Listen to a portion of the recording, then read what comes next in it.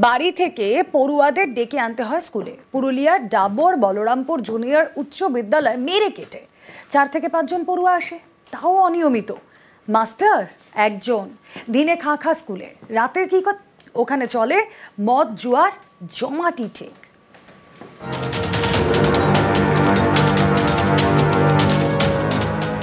School চত্বরে এখানে সেখানে মদের বোতল, গেলাস, ছেঁড়া তাস, সন্ধে নামলেই বিদ্যার আলোয় নেশারুদের কবলে।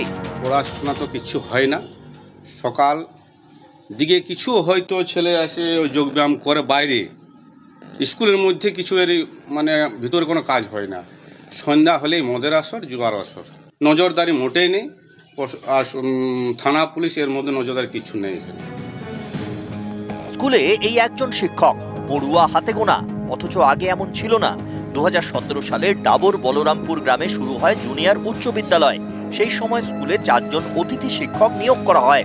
আশপাশের গ্রাম থেকে ভর্তি হয় 60 থেকে 70 জন পড়ুয়া। কিন্তু একটা সময়ের পর শিক্ষক ও পড়ুয়ার সংখ্যা কমতে থাকে। এখন খাতায় কলমে 11 জন পড়ুয়া, কিন্তু স্কুলে আসে মোটে 4-5 জন, তাও আবার তাদের বাড়ি থেকে ডেকে আনতে হয়। খাতায় কলমে আছে 10-11 জন, কিন্তু বাস্তবে আপনার 4-5 জন ছেলে মেয়ে আসে। সে কবু আসে কবু নাই, সে ছেলে মেয়েগুলোকে ডাকতে গেলে ওরা আসে, না তো যা আসে নাই। ডাকলেও অনেকে আসতে চায় না, ওরা স্কুলে আসতে চায় না।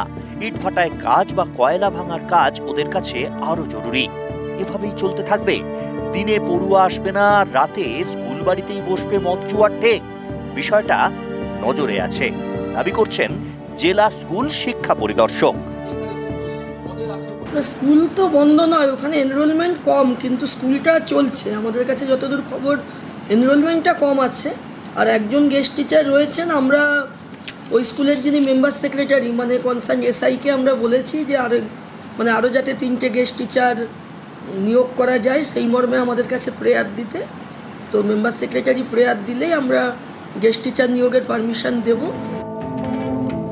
এই স্কুলের সামনে দিয়ে রোজ অন্য স্কুলে যায় পড়ুয়ারা।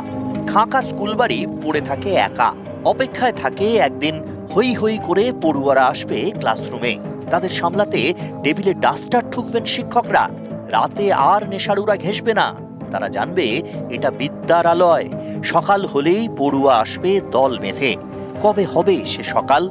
খাঁকা স্কুল বাড়ি পড়ে থাকে একা, অপেক্ষায়। পুরুলিয়া থেকে ইন্দ্রজিৎ মণ্ডল, নিউজ 18 বাংলা।